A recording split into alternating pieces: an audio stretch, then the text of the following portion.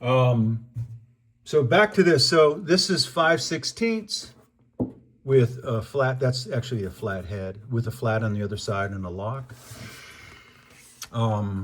Here, tabs there, tabs there, tab there. You can see in each case, I ground down the OEM and used POR 15's Metal Ready on this. 20 minutes, keep it wet, which prevents rust.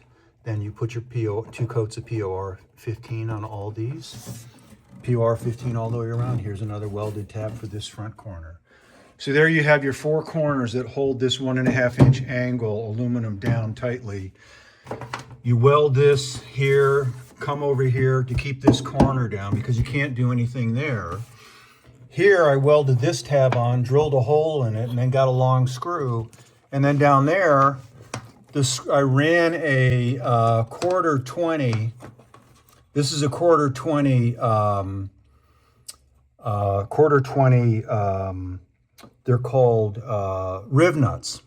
You drill a hole for the appropriate size for that riv nut, and then you use your riv nut tool and crimp that in, and then this screws right in. So that's essentially a threaded hole with a riv nut. I also POR 15 any hole that I drill here to prevent rust. You have to drill a hole in your in the top of this, and then this is part of the fuel cell, as you can see there, and then you bolt this in, and same thing over in this corner. So I can't close the smuggler box. That's another video. So there you go, the fuel cell. Now, with regard to the wiring and the plumbing, you have your pressure and return lines. You have to send those to the back. This is your negative ground coming in from your new fuse block that you have to wire in. This is the positive coming in. And this is driven by that relay right there that you can see. So there's a relay powering this because there's an electric motor pumping here. So you need a relay. And this is your 2-pin sending unit, the original OEM VDO, which goes into the fuel cell that Renegade Hybrid sends you. So the next part of this is really going into what the smuggler box project was, but the wiring comes over to 3 new fuse blocks that I put on. This fuse block here is for key-on power, so you only need really 5. There's not a heavy load or amperage on anything that's key-on. These typically go to relays or something that doesn't have a big draw or load. So you can use 5-amp fuses there. These are heavy-duty negative, for which I did fuse them, so those are 40 amps. These are all negatives. Now this is heavy ground, so that's a ground cable there. This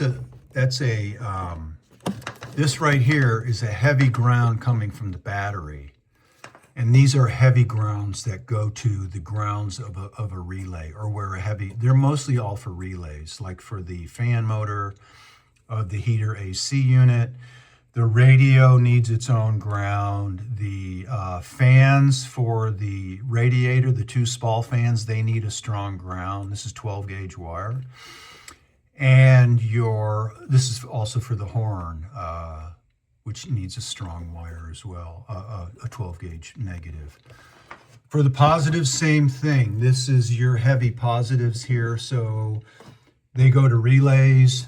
The radio is relayed internally, but the radio needs, it's a retro sound radio, so it has its own key-on power, and it has an internal relay, so you send it positive battery. This is positive all the time. This is key-on power, which goes to relays.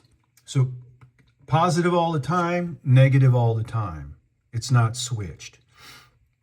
I also grabbed all the key-on power from the fuse box. Now I can change that. I might go to the other side so it doesn't go through a fuse, but I don't really mind if it goes through that number 1 fuse there.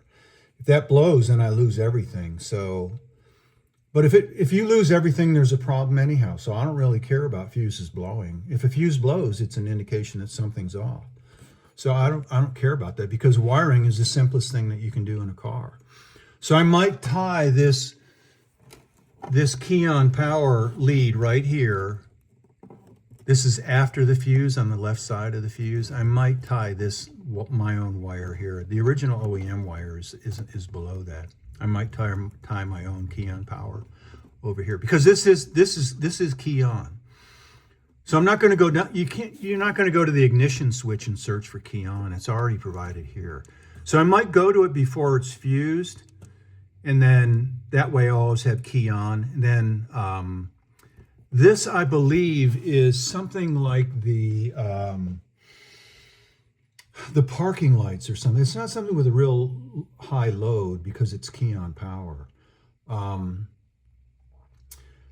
There you have it.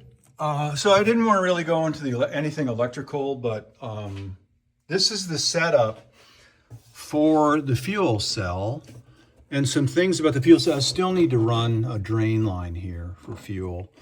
And some other specifics about the fuel line is I need to see this wire here. Excuse me, this is the sending unit, which goes to my new speed height gauge. No wires can flop. So if this vibrates, excuse me, wires cannot vibrate. So I have to zip tie this here. So this has very little vibration. These are zip tied here. So that's pretty good. That doesn't really move a lot. These don't move a lot. And you can see I have liberal use of zip ties everywhere. So wires cannot move, and also wires have to be covered with loom. So the last zip tie here, as you can see, it's separated there. I'm going to just zip tie. I might do all these here so none of these move. So there you have it. This is a battery charger for a trickle charger. There you are, the fuel cell setup.